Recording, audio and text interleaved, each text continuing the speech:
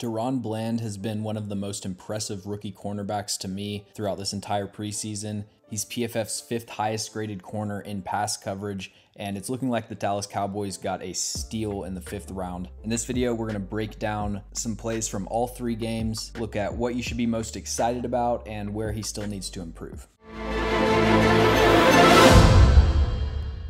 All right, first play, Dallas is in cover 3 match. So with this receiver releasing vertically, Daron Bland is in man coverage. He gets eyes on the quarterback, reads the 3-step drop, and anticipates the speed out. Does a great job accelerating and breaking it up with his inside hand.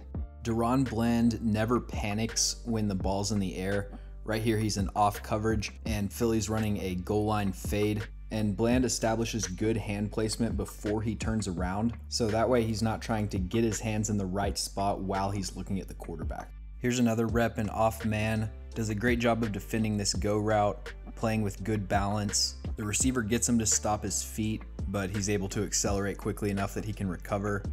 And then on this play, you can see how fluid his hips are, and again, how good his hand placement is, feeling out the route break and closing separation.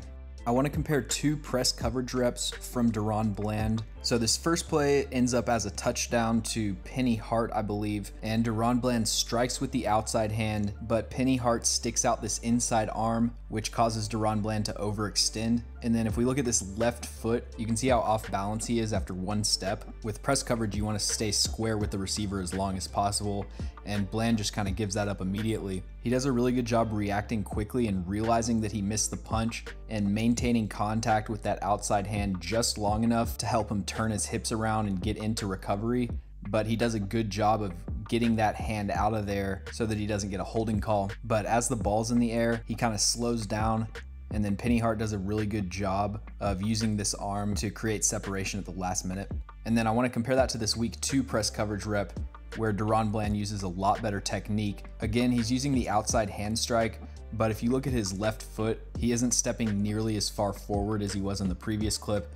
That keeps him square with the receiver and gives him a much smoother transition. And this ball isn't really overthrown. This is more of a timing route where Easton Stick is expecting his receiver to be 1 or 2 yards deeper down the field. But because Bland was able to successfully land his punch in press coverage, it messed up the timing of the entire play. On this play from week 2, he's lined up in the slot. And when you're defending an option route like this, especially if you're playing with heavy outside or inside leverage, you're in a really vulnerable position, but Bland needs to keep his feet moving so that once the receiver breaks on his route, he can accelerate as quickly as possible.